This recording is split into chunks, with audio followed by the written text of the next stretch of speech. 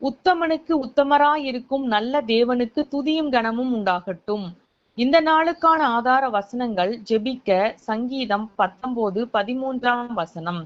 துணிகரமான பாவங்களுக்கு உமது அடியேனை விலக்கி காரும்.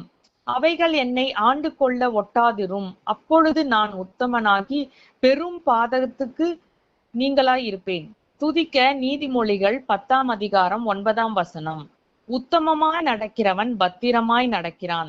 இயேசு கிறிஸ்துவின் விலையேறப்பெற்ற இரத்தத்தால் கழுவப்பட்டு பாவ மன்னிப்பை பெற்றுக்கொண்ட அவருடைய பிள்ளைகளாகிய நாம் நம்முடைய ஆவி, ஆத்துமா, சரீரத்தை கரைபடாமல் காத்து கொள்ள வேண்டும்.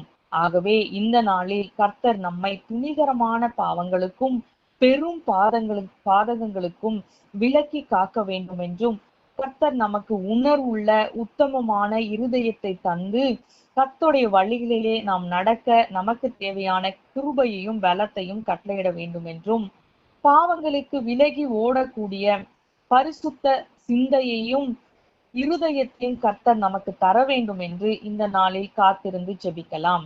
துதிக்க வேண்டியது உத்தமமாய் நடக்கிறவர்கள், அதாவது கர்த்தருக்கு பயந்து பிரியமாய் வாழ்கிறவர்கள் பத்திரமாய் நடக்கிறார்கள் என்று வேதம் நமக்கு வாக்கு கொடுத்திருக்கிறது.